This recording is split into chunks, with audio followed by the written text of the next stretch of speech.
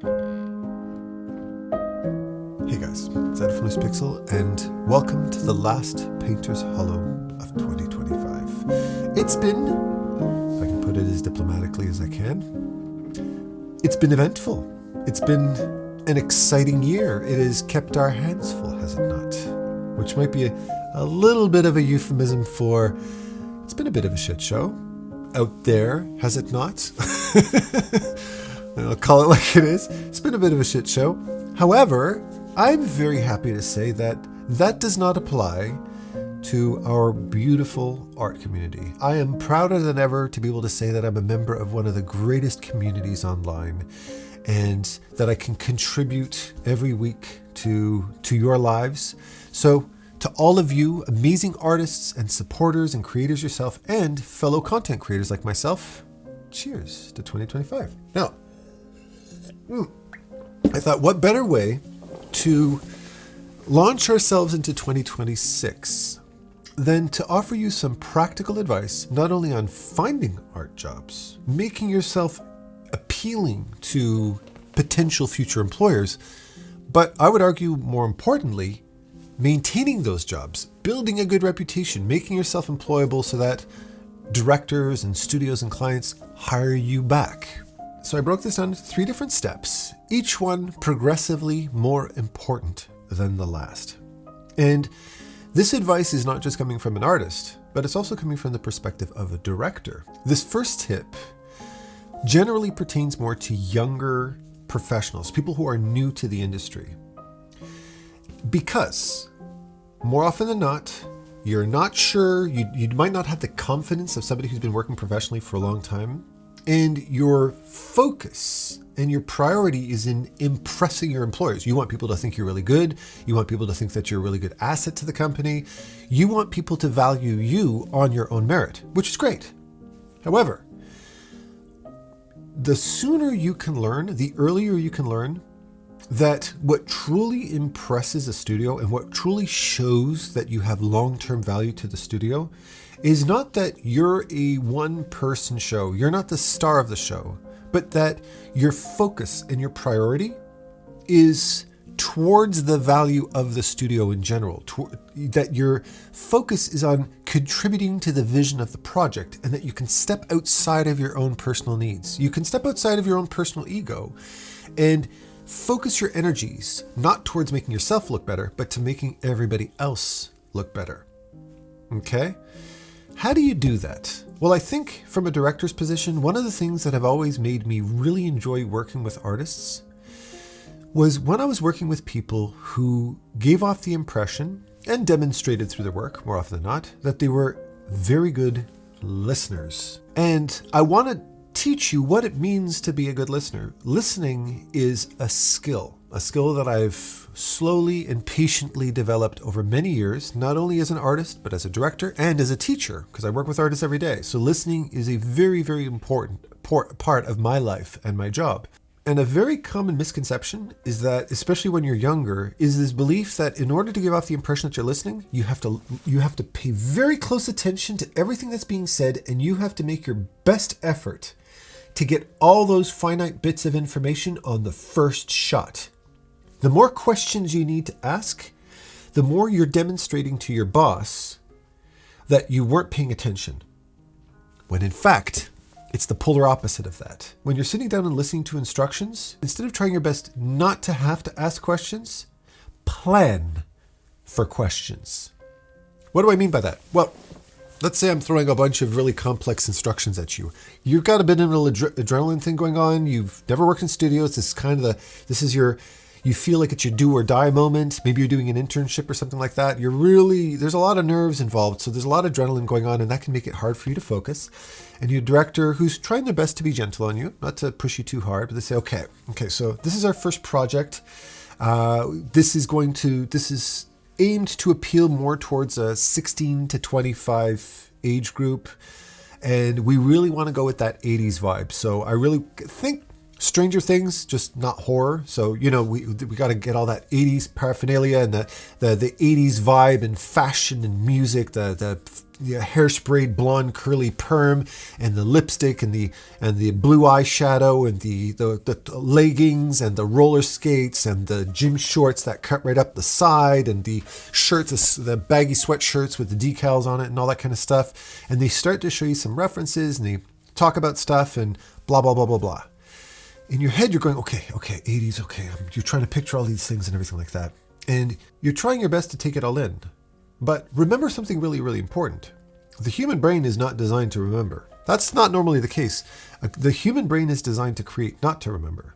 So in order to get the clearest picture of things, if you're intent on listening and understanding the director's vision, then as they're telling you things, plan in your head what questions you're going to ask to get more information on that. So for instance, if somebody says, yeah, we want to go with this kind of long hair look, you know, the very classic of the 1980s, guys, long hair.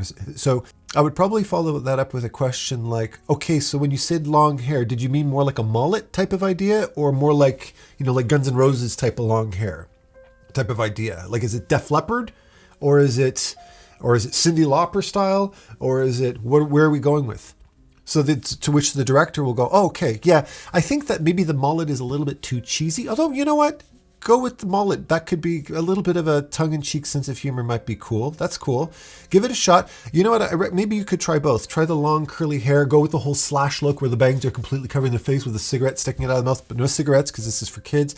And then you can try kind of more of a mullet idea. You can try some spiky teased hair like Cyndi Lauper or something like that. You experiment with some different things. I think that could be really cool and work out.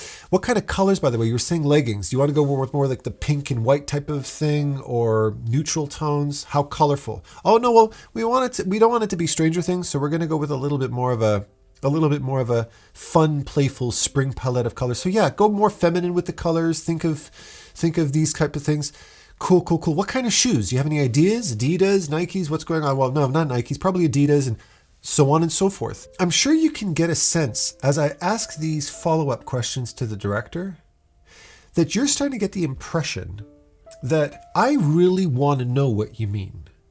And to a director, that's interpreted as this artist really wants to respect my vision. They understand what my goal is. They understand that what I'm trying to accomplish as your director is a very, very big deal because I hold the responsibility of translating everything from upper management down to the artistic team. And then if I do my job well as a director, and if my artists do a good job, the director, I'm going to demonstrate to the rest of the team that I'm a good director because I offered good, actionable, clear instructions to the rest of the team. And one of the things that I didn't realize when I was a younger artist was the director is not just somebody who's giving you the thumbs up and the thumbs down to projects. The director's job is to work with all of the upper management, the producers, the game director, the game designers, the accountant, the HR, the general manager, sometimes even like the senior executives and stuff like that. Working with this entire team, they're communicating with the 3D department, with the 2D department, with the programming department. And their job is to take all of this information and funnel that down into visual language that they can translate down to the rest of the team in a very, very actionable and organized way. So the closer you can get to that director's vision, the better. The easier and more fluid that job gets. So doing follow-up questions is not regarded as an irritation. Those follow-up questions are regarded as this person really takes what I'm saying seriously. And they really appreciate that kind of stuff. That's the kind of stuff that resonates with a director, with a team, and down the line leads to somebody who's going to want to work with you again because people like working with people who respect their vision. So they don't necessarily like working with people as much, or if at all, when the person goes, no problem, and they go down and they sit down, they do kind of a semi-close job, then they end up having to knock on the director's door every 5 minutes because they didn't listen the first time, and when they produce artwork, they wanted to put their own little personal flair into things, so they kind of trailed off of the original vision so that they could show off what great artists they are. And you see this all the time. I'm guilty of this myself. I wanted to show off, but you're not in school anymore. Now you're part of a production, you're part of a team, and any professional knows that in order for you to be valuable in a studio, valuable in a project, it's not your job to sing louder than everybody else. Your job is to make every other musician in that band sound good. So don't outshine them. You watch them and do your best that whatever contribution you make to this production makes everything else work better. So you always have that team vision in mind. I know it sounds corny, but that's the way it is. Now, here's a little side tip for all of my ADHD friends out there. And this is something that I really, really learned to rely on a lot. Not only back then, but this is something that I do religiously to this day. Go to the meeting with one of these. A notepad. You can use your phone and just use a reminders list. One of my personal favorite apps, I love using Craft. I actually have, here's my notes right over here. Okay. I love using apps like Craft, which is fantastic. You can use Notion, which is fantastic. My personal favorite organization app, kind of my to-do list, checklist type of thing, is Sansama. Not sponsored. It's just an app I've been using for years and I love. It's known for being a very ADHD friendly app because it's very clear and it's very modular and it feels uncluttered. There's something about it that just mentally doesn't feel overwhelming. It's not too busy in that regard. It's a very forgiving app. Things like that. Write those things down. And when you write things down, not only are you committing things to memory that you don't have to now sit down and memorize and forget, but they can also set as a template for questions to ask. So, okay, hair. Question mark. What did he mean by hair? Leggings. What did he mean by leggings? Colors. What did he mean by colors? And you can, those are the little checklist things. And if there's anything on that list that you're not clear on, you ask the director, you ask the team, and they'll appreciate those follow-up questions. Now, as a last little tip here, when you start to draw and when you start to produce stuff, you're going to start creating a body of work that you're going to present in a meeting to the producers, to the directors, and to the rest of the art team and stuff. Here's a little side tip that I'm sure many of you professional artists out there are going to smirk a little bit at. Because we've all been caught with this. I sure as shit have. Only present the artwork to your director, client, team that you like. What do I mean by that? Well, one of the very common misconceptions artists have, and it's something I was definitely guilty of doing, was I just wanted to be able to provide as many examples as possible because I wanted to show that I work fast and efficiently and I can pump it out really fast. However, out of those 7 or 8 or 12 examples that I've got, maybe there were only 5 or 6 that I actually liked, maybe more, but there were definitely a couple in there that was a bit of a headache to draw. I wasn't a big fan of the finished product. It was kind of like whatever, but I include that in my selection as, in a sense, kind of filler. Mistake. You know why? And I'm sure any professional is going to be able to answer this before I say it, because you have my effing word that the one you hate the most is the one that everybody's going to point at and say, I want more of that. Now you're stuck drawing something you hate. Now, why did you hate it? Probably because you weren't a fan of the design. You probably hated it because the process of getting to that result felt like pulling teeth. It was a very unintuitive and very clunky concepting process. It didn't feel good at all. Where the other ones seemed to come out really well and you were very proud of the way they looked. And it was the type of thing that inspired you. You don't want to be saddled drawing things that don't inspire you. You don't want to dig your own grave. So if there's anything that you've drawn, even if you put a couple of hours into it, but you're not happy with it, my advice to you is leave it out. No harm, no foul. So you know that whatever they choose will be something that brings you some kind of excitement. The other thing too is, and I think that this is very important just from a receiver of your concept art perspective, is too many options can be a little overwhelming even for a director. If you present somebody with 3 or 4 ideas, like I'm today presenting you with 3 different points to remember, is much easier to manage from a director's position than somebody who throws 20 ideas at you, because you can kind of cripple people with too many options. It's a bit overwhelming even to a director. So what I recommend doing is try to keep it down to a very, very intuitive and very digestible short list of drawings that you liked. Show that to them. That way they can easily pick what they like and you can have a very easy conversation and the director doesn't have to sit there and go, oh my God, okay, I don't know where to look first. So little tip, keep it simple, not just for yourself, keep it simple for them too. Win-win. Now, the second very common issue that happens, again, this can happen to more senior artists depending on where they are in their life, but it's more likely to happen to younger artists. And that is, try your best, within manageable reason, to keep your personal life out of your professional life. Everybody has personal lives. Everybody has families that get sick. Everybody's got a partner that they got into an argument with. But something that you want to discipline yourself to do professionally is to try your best within the realms of humanity. You're not a robot, of course, but try your best that when you walk into your professional environment, you put your professional hat on.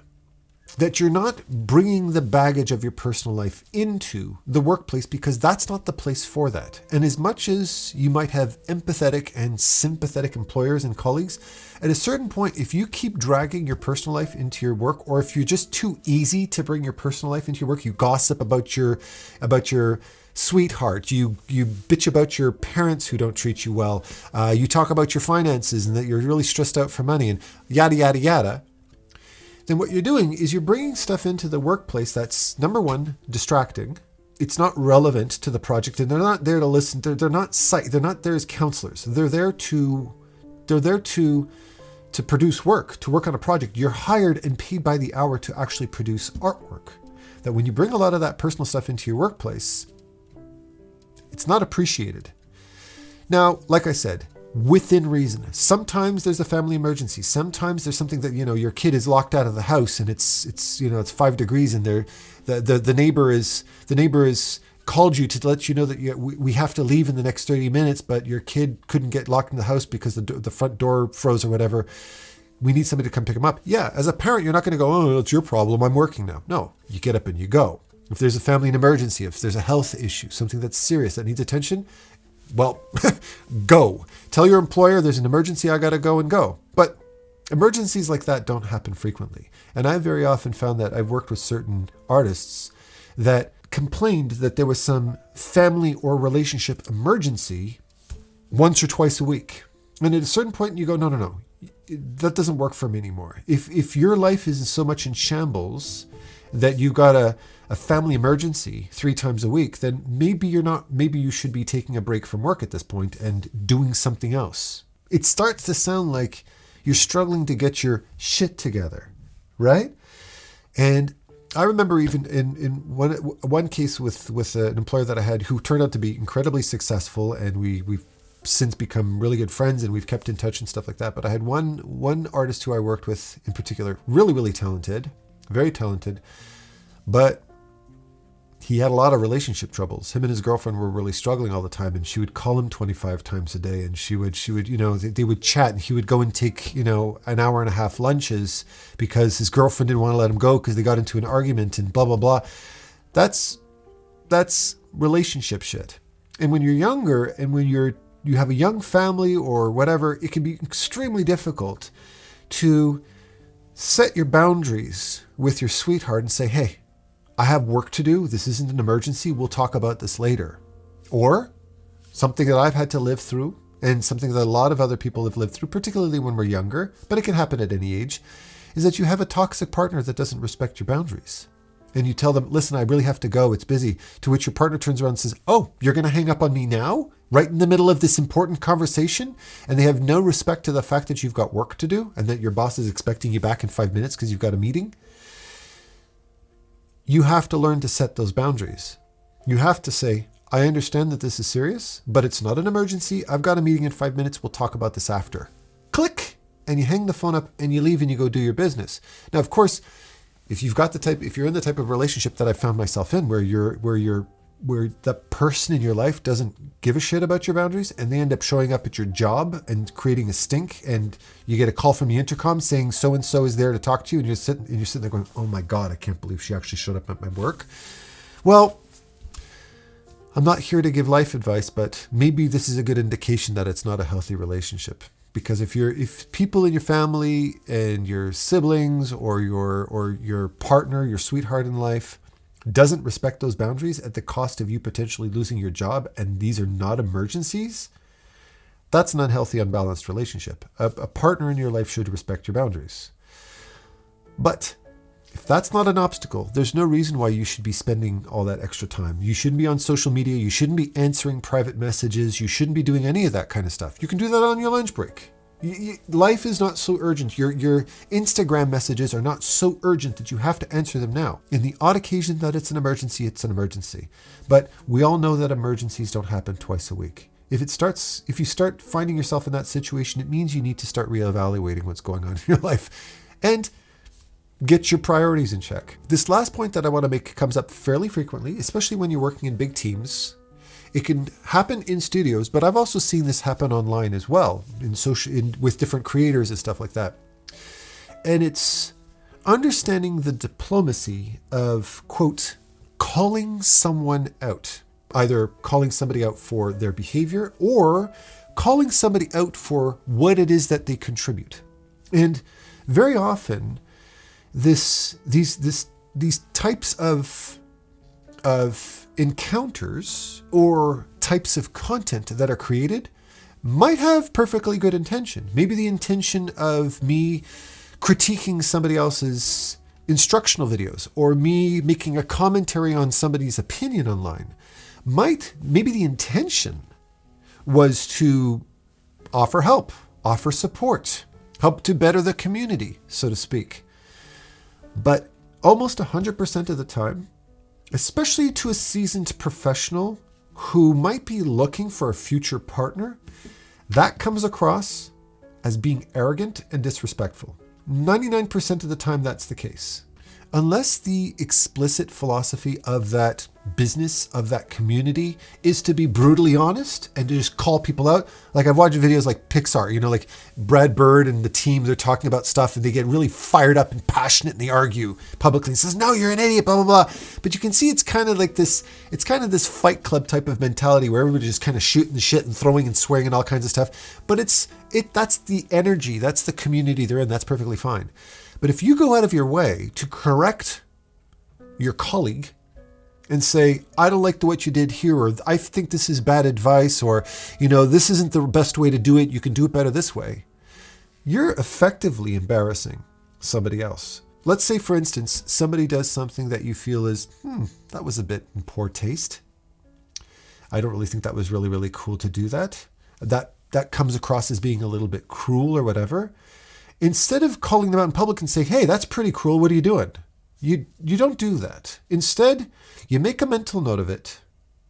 And when the coast is cleared and the meeting's over or whatever the situation is concerned, you walk up, you go into their office, you go to their desk and you say, do you mind if we talk for 2 seconds? I just wanted to talk to you about something really quick. And you take them somewhere private, closed door, or you go out and walk and you walk in the hallway or the cafeteria or something like that.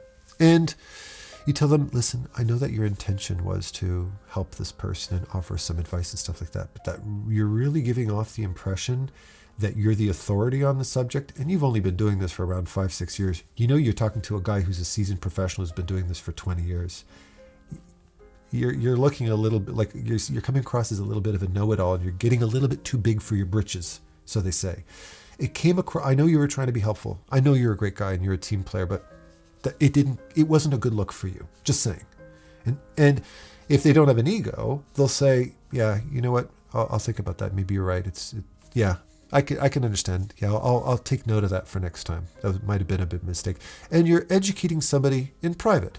You're not calling them out and embarrassing them and making them look bad in public. Even if I was sitting there going, I think this art advice, this training that this person offered was really, really good. But you know what? I don't agree with that because it could be done better. What are you really doing by making that a public issue? You're kind of low-key trying to establish yourself as being the authority on something. And that's insulting to the other professional. I don't care how good you are, how long you've been doing something. I've been doing this for over 25 years professionally. I've got all kinds of credentials.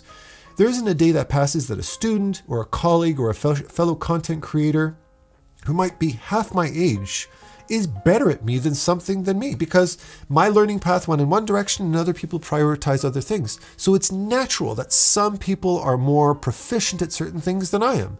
and that I'm more proficient at some things than them. But when you want to establish yourself as being a team player, that you're there in the best interest of everybody else, that I'm not there to make my platform, my reputation, my art better than everybody else's, then whatever suggestions you make should be truly in the best interest of your colleague. So to reiterate, number one, remember the best asset you can have as an artist and as a team member is that you're a very good listener. Grill people for questions. Get inside their head. Within reason, of course. At a certain point, it gets annoying, right? Bring a checklist if you need to. Bring a reminder list. Bring a notepad. Take notes. Ask questions. Try your best to get as clear a vision of what your client or your director wants. And then when you sit down to draw, you respect that. And you try your best to step outside of your own desire to shine and instead capture the vision of the creative director, capture the vision of the general manager, of the producer, of the art director. Deliver that to them, and you'll demonstrate to them that you're somebody that they can work with, that they feel is there in their best interest, and people really, really appreciate that. Number two, remember that the minute you walk into your work, the minute you get onto a call with a client, the minute I start teaching a class with one of my students, I immediately lock myself into professionalism. I put my personal life aside and I lock myself into professionalism unless, in the odd case, there's an emergency, there's a natural disaster, there's a medical emergency, you have to jump on that right away. When life happens, and that will always take priority. But always try your best to put your DMs aside, put your Instagram aside. Don't call your girlfriend or boyfriend back every 5 minutes because they're high maintenance. And of course, if you have a partner in your life who doesn't respect your boundaries, you tell them what your boundaries are. And if they don't respect your boundaries, then maybe it's time to look for somebody else, because a healthy relationship means you respect each other's jobs, you respect each other's boundaries, you respect each other's space in your lives. And you're there as a supporter for that, not as an obstacle.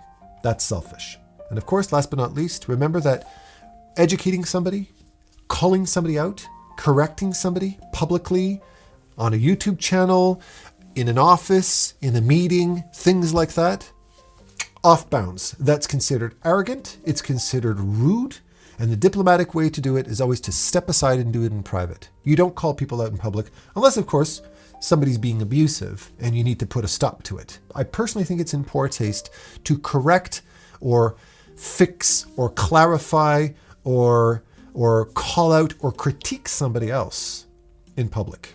That just makes you look arrogant. It makes you look like a know-it-all, and people don't like working with know-it-alls, obviously.